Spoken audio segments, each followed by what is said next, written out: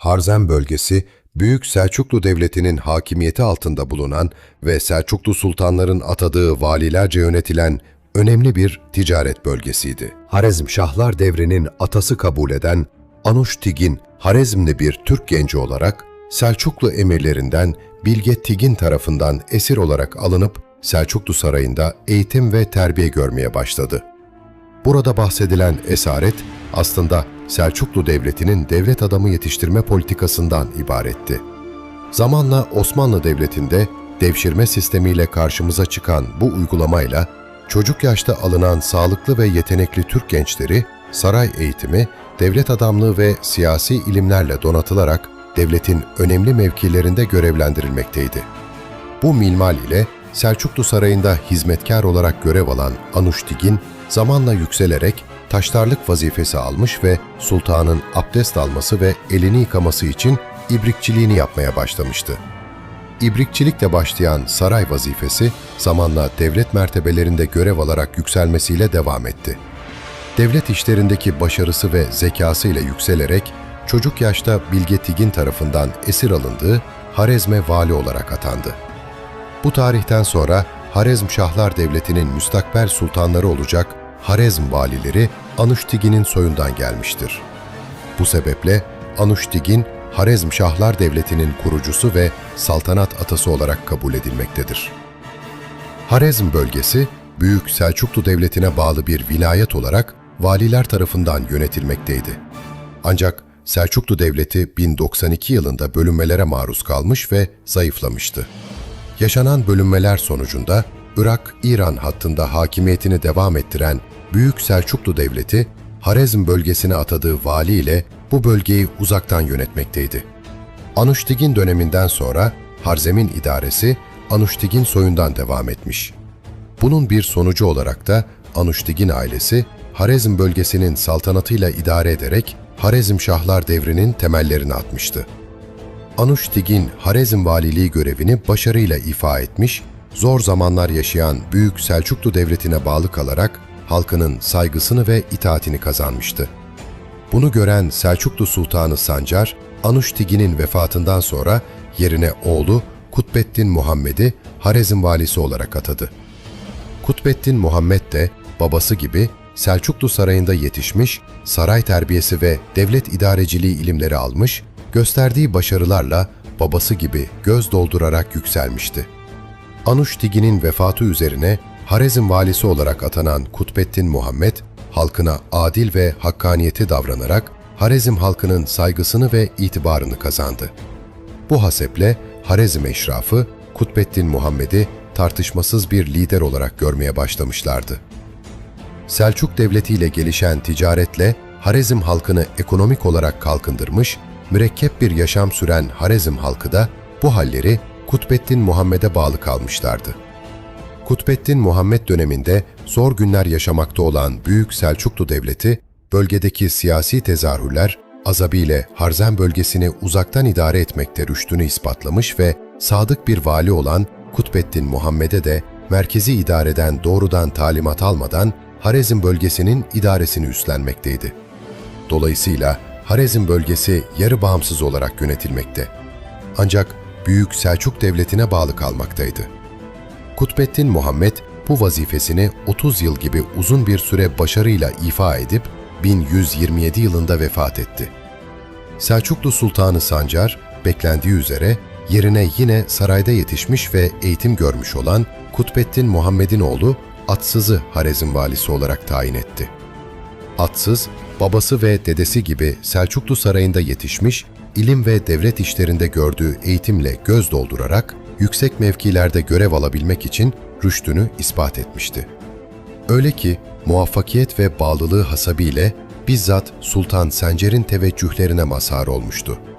Bu minvalde babası Kutbettin Muhammed'in yerine Harezm valisi olarak atanan Atsız, kısa süre içerisinde Harezm halkının öteden beri gelen bağlılık ve saygısını edinerek tıpkı babası ve dedesi gibi saygın bir lider olarak karşılandı.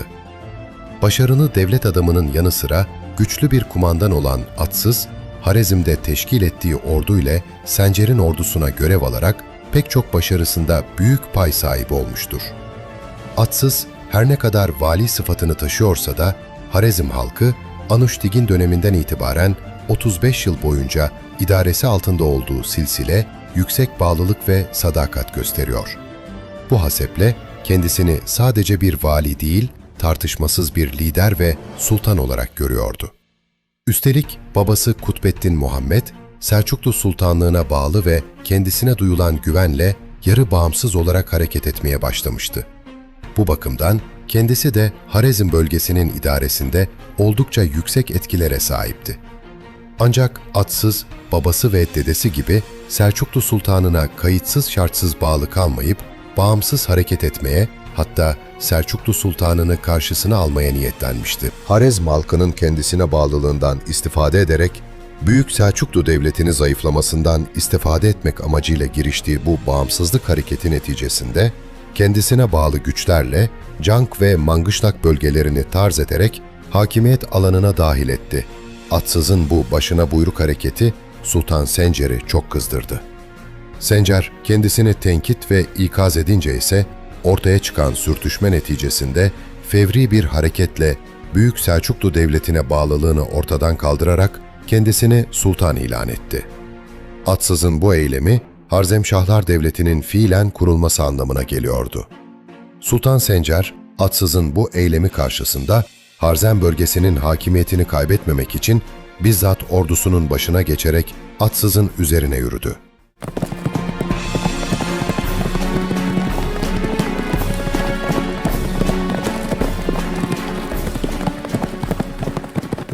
Atsız'ın bu ilk bağımsızlık denemesi başarısızlıkla sonuçlandı. Büyük Selçuklu Devleti her ne kadar zayıflamış ve zor günler geçiriyor olsa bile Sultan Sencer ordusunun başına geçerek Atsız'ın ordularını bozguna uğratarak Harezm bölgesini yeniden ilhak etti. Atsız'ın yerine Süleyman bin Muhammed'i vali tayin ederek Merv'e geri döndü. Süleyman bin Muhammed, Harezm halkın Atsız'a bağlılık ve desteğini ortadan kaldırmak için Atsız'ı destekleyen zümreler üzerine ağır baskılar kurarak halkın tepkisini üzerine çekti.